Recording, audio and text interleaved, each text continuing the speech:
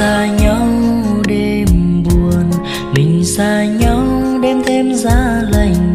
Anh em buồn, em anh buồn, tuyết tan dần, mùa đông quá nhanh, mùa đông quá nhanh. Ngày bên em anh cười, ngày bên em anh thêm ấm lòng, vẫn vui cười cho ngày hôm qua.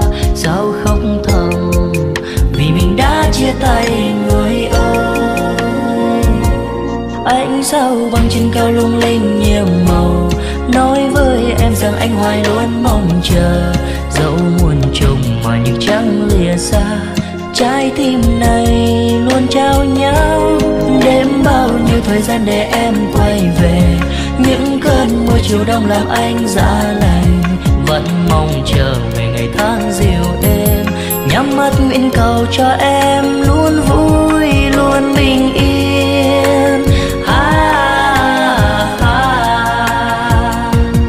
Luôn bình yên.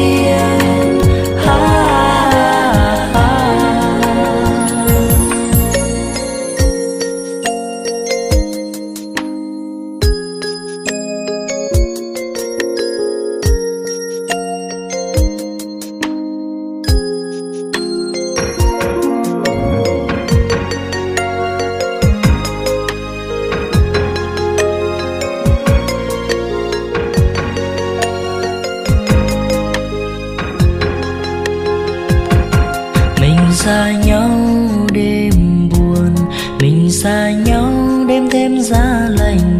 Anh em buồn, em anh buồn, tuyết tan dần, mùa đông quá nhanh, mùa đông quá nhanh.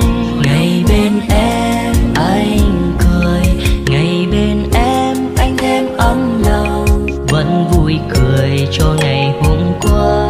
Sao khóc thầm vì mình đã chia tay người ơi. Anh sao băng trên cao lung linh nhiều màu, nói với em rằng anh hoài luôn mong chờ. Dẫu muôn trùng mà những trăng lìa xa, trái tim này luôn trao nhau. Đêm bao nhiêu thời gian để em quay về, những cơn mưa chiều đông làm anh dạ lạnh. Vẫn mong chờ về ngày tháng dịu êm, nhắm mắt nguyện cầu cho em luôn vui luôn bình yên.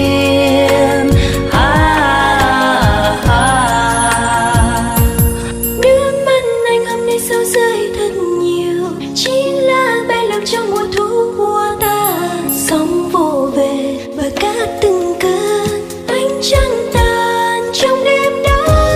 Đêm bao nhiêu thời gian để em quay về, những cơn mưa chiều đông làm anh dạ lạnh.